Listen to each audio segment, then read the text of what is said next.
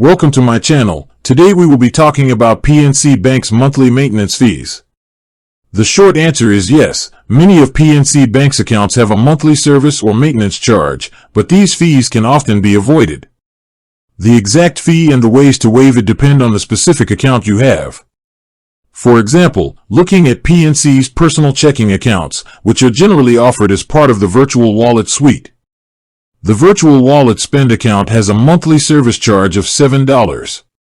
You can typically avoid this fee by meeting one of the following requirements each statement period.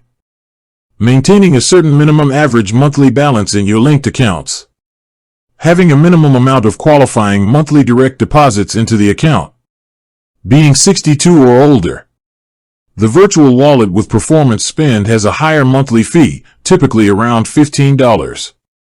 To waive this fee, you generally need to meet a higher minimum direct deposit requirement or a higher average monthly balance than the standard Virtual Wallet.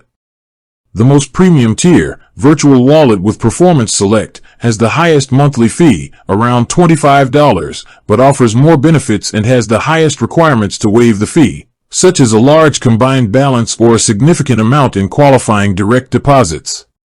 There are also certain accounts designed for specific demographics that may have no monthly service charge, such as the Virtual Wallet Student account, which is typically free for up to 6 years. Another option is the Foundation Checking account, which has a very low monthly fee, often around $5, and is waived for customers aged 62 or over.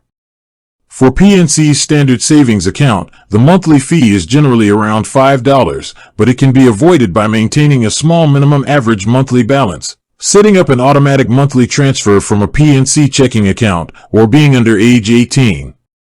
In summary, many PNC accounts do charge a monthly maintenance fee, but in most cases, you have clear ways to get that fee waived by managing your balances, setting up direct deposits, or taking advantage of student or senior waivers.